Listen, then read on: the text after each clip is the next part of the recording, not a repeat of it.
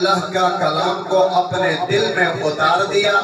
اب دنیائی فنون آپ کے لیے مشکل نہیں ہے، لیکن اس طالب علم کے لیے جو آگے بڑھنا چاہتا ہے، عملی زندگی میں بھی آگے بڑھنا چاہتا ہے اور دنیائی فنون میں بھی آگے بڑھنا چاہتا ہے، اپنی زندگی کو بہتر سے بہتر بنانا چاہتا ہے، اس کے لیے کوئی مشکل نہیں ہے۔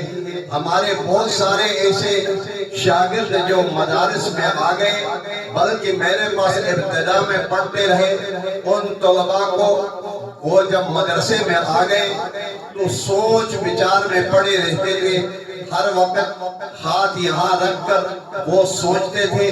ایک دفعہ ایک طالب علم سے شکریال میں کھنہ اسلام آباد نہیں بلکہ پنڈی کی طرف جہاں ہمارا مدرسہ تھا، اس طالب علم سے میں نے پوچھا کہ آپ خاموش رہتے ہیں، سوچ میں ہر وقت لگے رہتے ہیں، تو آپ کیا سوچ رہے ہیں؟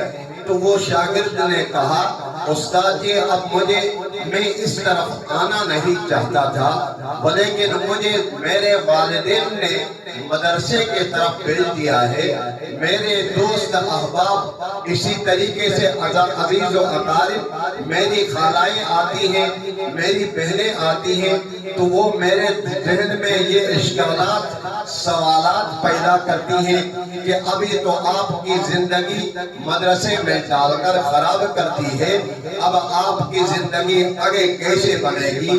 بس ہر وقت میرے ذہن میں یہی خیالات آ رہے ہیں، میں بڑا ہوں گا، میں بیوی بچوں والا ہوں گا، میں کھاؤں گا کہاں سے، پیوں گا کہاں سے، اوڑھوں گا کہاں سے، بیٹھوں گا کہاں، یہ میرے ذہن میں خیالات آتے ہیں۔ میں نے اس بچے کو بلایا، میں نے اس کو بڑا مختصراً الفاظ میں نے کہا یہ آپ کیا پڑھ رہے ہیں؟ کہنے لگے یہ اللہ کا کلام ہے، یہ کلام اللہ ہے۔ میں نے کہا یہ کلام اللہ عام کتاب ہے یا خاص کتاب ہے؟ کہہ رہے ہیں کہ استاد جی یہ اللہ کا کلام ہے۔ میں نے کہا اللہ کا کلام معمولی کلام ہوتا ہے یا اعلیٰ کلام ہے؟ تو کہنے لگے یہ بہت بڑا عظیم کلام ہے۔ تو پھر میں نے کہا یہ کس کا کلام ہے؟ اللہ کا کلام ہے۔ اور پھر میں نے ان سے یہ سوال کیا، اللہ کا کلام ہے، اعلیٰ عرفہ کلام ہے، لا شک کتاب ہے، تو اس کتاب کو آپ نے اپنے سینے میں محفوظ کر لیا، تو کیا اللہ تعالیٰ تجھے اللہ کا کلام یاد کرنے کی وجہ سے تجھے بہرا روی کا شکار بنائیں گے؟ کہہ رہے نہیں استاد ایسا نہیں ہوگا۔ میں نے کہا آپ آج سے تہیہ کر لیں، لوگوں کے جو سوالات آ جائیں گے اس کو پسے پشت ڈال دیں، آپ صرف اللہ کے کلام کے لیے جستجو آرزو اور یہ دل میں پیار اور محبت اور اپنے دل کے اندر یہ تہیہ کر کے کہ میں نے اس کلام اللہ کو اپنے سینے میں محفوظ کرنا ہے، تو یہ کتاب جب تیرے دل میں آ جائے گی تو پھر اس قرآن کریم کو حفظ کرنے کے بعد آپ سکول کی طرف جائیں گے اور سکول میں جا کر پھر انشاءاللہ آگے بڑھیں گے۔ ہوا بھی ایسا کہ 2 سال کے اندر وہ حافظ قرآن بن گیا۔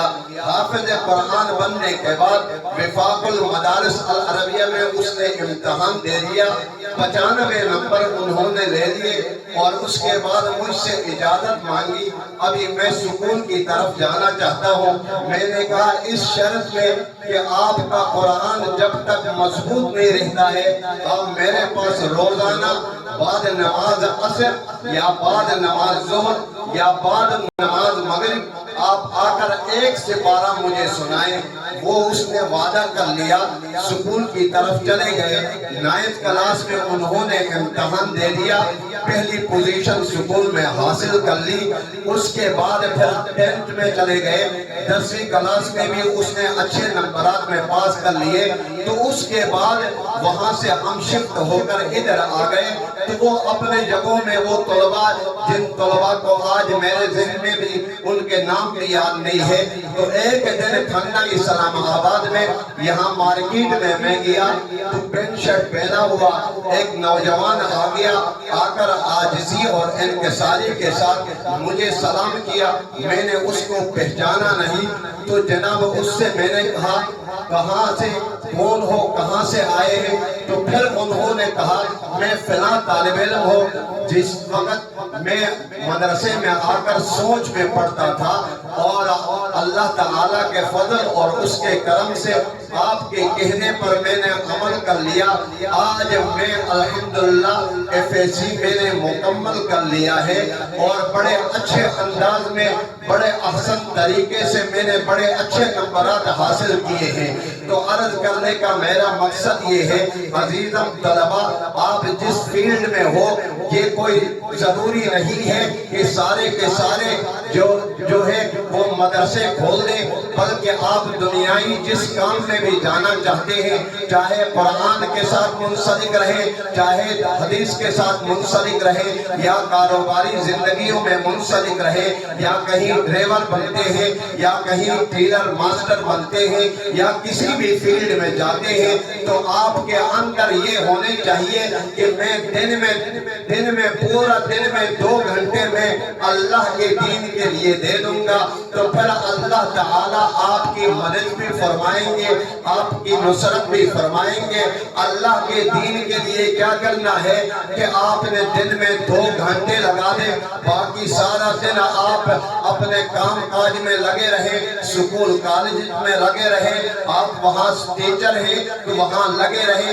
2 گھنٹے آپ نے ایسے دینے ہیں کہ میں نے جو یاد کیا ہے اب میں نے آگے دوسروں تک پہنچانا ہے اور اس کے ساتھ منسلک رہنا ہے۔ اگر میرے اڑوس پڑوس میں اگر ایسا آدمی ہے جو کہ بے دین بن چکا ہے، دین کی طرف آتا نہیں ہے، اب حافظ قرآن آپ بن گئے ہیں، آپ کی چال ڈھال، آپ کا اٹھنا بیٹھنا، آپ کا معاشرت اور معیشت، آپ کا کردار، وہ سارے دیکھیں گے یہ حافظ قرآن ہے۔ اگر نماز کا پابند ہے، صوم و صلاۃ کا پابند ہے، آپ کا اٹھنا بیٹھنا اچھے لوگوں کے ساتھ ہے، آپ کا اٹھنا بیٹھنا اچھے محفلوں میں ہے، آپ کا اٹھنا بیٹھنا اچھے لوگوں کے ساتھ رہے گا، صحبت سہلے ترد سہلے ترا سہلے کند، صحبت تالے ترا تالے کند۔ آپ اچھی محفل میں بیٹھ جائیں گے تو دن ب دن اچھے بن جائیں گے۔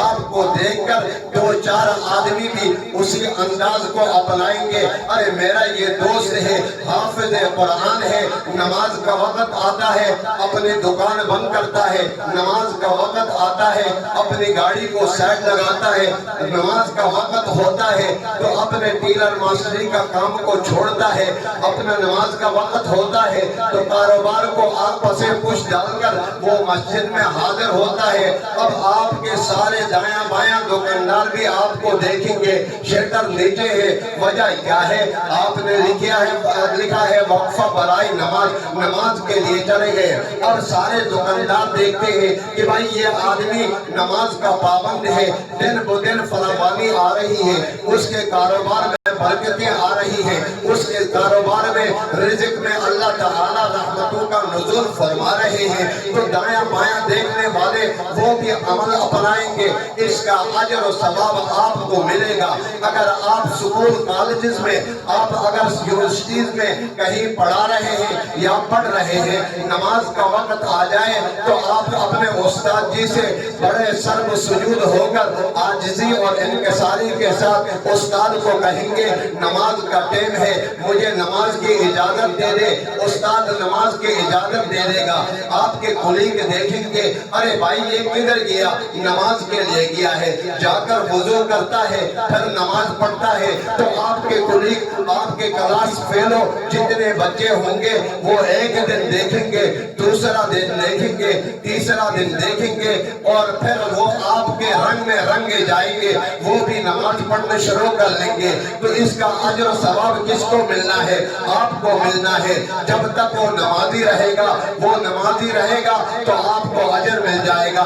دین کے ساتھ جب تک جڑا رہے گا تو وہ اجر آپ کو ملنا ہے۔ محترم عزیزم طلبہ، اگر آپ مدرسے میں پڑھ رہے ہیں، مدرسے میں پڑھنے والے طالب علم بہت بڑے فقیر ہوا کرتے ہیں، لیکن ہم طالب علموں میں یہ عادت ہے کہ اگر کوئی سرپرستی کرنے والا نہ ہو تو جناب ہم نے اپنا وقت کو ضائع کرنا ہے۔ کیوں ضائع کرنا ہے؟ بس استاد نے پڑھایا اور کسی نے یاد کیا، کسی نے یاد نہیں کیا، بلکہ آپ کا ایک ایک لمحہ قیمتی ہے، اتنا عظیم قیمتی ہے۔ آپ نے اپنا وقت کو ضائع کیے بغیر آپ نے مدرسے میں تمام فنون کا آپ نے صحیح طریقے سے ان کو حل کرنا ہے، ان کو سیکھنا ہے۔ آپ کے تجربے آ جائیں گے۔ کہیں مدرس ہوتے ہیں تو اخلاص اپنے اندر پیدا کرنا ہے۔ اخلاص اس لیے پیدا کر لیں گے کہ یہ اللہ تعالیٰ کی دین کی اشاعت ہے۔ آج میں اگر یہ قرآن کو سیکھوں گا، حدیث کو سیکھوں گا، میرے اندر علمی بصیرت آ جائے گی، بصارت آ جائے گی، تو میں جا کر کیا کروں؟ میں دوسرے جگہ میں جا کر پڑھاؤں گا۔ اگر آپ عالم بھی بن گئے ہیں، حافظ بھی بن گئے ہیں، آپ کے اندر صلاحیتیں ہیں، تو آپ نے کیا کرنا ہے؟ دن میں جو آپ کے 2 گھنٹے مدرسے کو آپ نے دینا ہے، کہیں اعزازی طور پر کسی مدرسے میں آپ منسلک ہو جائیں، ارے استاد جی مجھے اعزازی طور پر یہ فنون میں مجھے تجربہ ہے، اگر مجھے آپ وقت دے دیں گے تو میں فری میں پڑھاؤں گا۔ آپ کسی مدرسے کے طلباء کو پڑھائیں گے تو آپ کے اندر علمی بصیرت آ جائے گی، آپ کا علم جو ہے نا اور مزید آگے بڑھتا جائے گا۔ اس لیے شاعر نے کہا مٹا دو اپنی ہستی کو اگر کچھ مرتبہ چاہیے، یہ دانا خاک میں مل کر گلے گلزار ہوتا ہے۔ اپنی ہستی کو مٹانا ہے۔